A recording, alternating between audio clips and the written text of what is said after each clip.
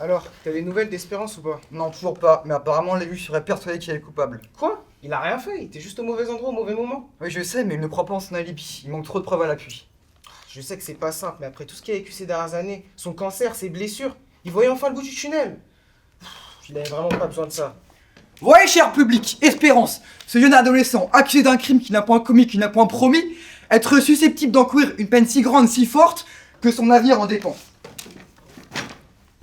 Et vous? Qu'espérez-vous? Plaidez-vous pour qu'Espérance soit Acquitté ou condamné?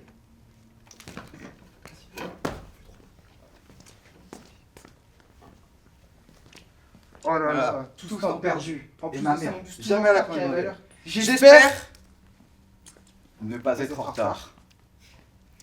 Eh bien, cher public, chère audience, si on se présente à vous aujourd'hui, c'est que Basile et moi-même sommes réunis derrière un espoir vaillant qui nous amènera peut-être à décrocher cette lumière au bout du tunnel. Aujourd'hui, je ne vous dirai pas que l'espoir est une lumière qui peut s'avérer être un mirage.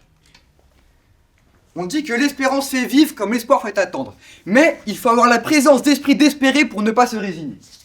Pour espérer, il faut s'attendre à garder la foi qui nous fait vivre comme le foie et ne nous quitte pas. Cette foi qui n'a jamais quitté Nelson Mandela, qui a toujours espéré que son pays soit bon. Nelson Mandela a refusé de croire en la haine et a cru en la paix. L'espoir est une vertu qui peut unifier des nations derrière un ultime espoir de réunification. Ce même espoir qui peut faire chuter des murs comme celui de Berlin.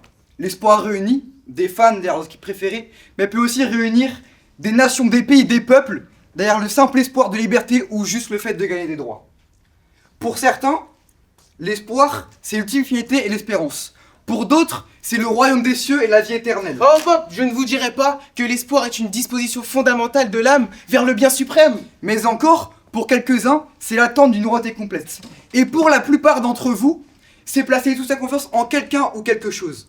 Pour nous, c'est la lumière. La lumière d'un phare qui nous guide et nous guidera, même au cœur de la plus grosse tempête. Et pour Pierre Larousse, c'est considéré comme capable de se produire un acte, un événement qui est attendu, désiré, espéré. Espérer, c'est vouloir apprendre, comprendre. Par exemple, notre très chère Marie Curie disait, Malgré tout, j'espère que les hommes sont bons. Toi, Basile, par exemple, tu espères gagner, donc tu vas te donner les moyens d'y arriver. Et grâce à l'espoir d'y arriver, tu vas sûrement te dépasser. Nelson Mandela disait déjà, derrière les barreaux de sa cellule, l'espoir est une arme puissante et aucun pouvoir au monde ne peut vous en priver. Cette citation révèle parfaitement l'importance de garder l'espoir jusqu'au dénouement final. Messieurs, dames, l'espoir nous prouve aujourd'hui qu'il est historique et universel, qu'il rassemble depuis la nuit des temps et donne le courage d'espérer. N'importe quel soldat sans espoir ne disposera d'aucune combativité, car il ne s'attend à rien. Pour quelques-uns, l'espoir est pour les faibles ou les ignorants. Et d'autres préfèrent lâcher prise. Car l'espoir peut nous monter si haut que le retour à la réalité peut nous descendre bien plus bas. Donc la plupart d'entre nous vont préférer abdiquer et abandonner plutôt que garder l'espoir et croire. L'espoir, c'est la dernière chance, la dernière danse d'une bataille, d'un combat qui nous maintient debout. Et l'espérance, c'est une vertu qui nous sort du désespoir, car c'est quand on n'a plus d'espoir qu'il ne faut désespérer de rien. Anne Frank résume plutôt bien cette idée, elle qui disait « Malgré tout, j'espère que les hommes sont bons. » Maintenant, imaginez-vous, vous êtes chez vous, et là, tout d'un coup, une alarme retentit.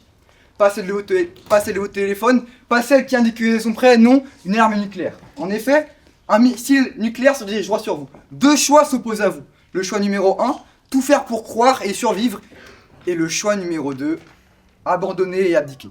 Il est clair qu'avec le choix numéro 1, une lutte terrible vous attend, mais le choix numéro 2 va forcément causer votre perte. Donc maintenant, cher public, retenez bien ça.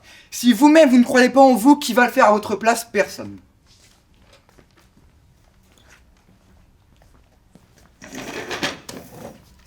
Alors, t'as vu la nouvelle pour Espérance? Non, qu'est-ce qu'il y a? Il a été Condamné? acquitté. Et voilà, messieurs et dames, Voici la preuve que l'espoir fait vivre. et ne nous fait pas abdiquer. Pour finir, nous aimerions finir par ces deux mots, tirés de Monte Cristo, Attendre. espérer.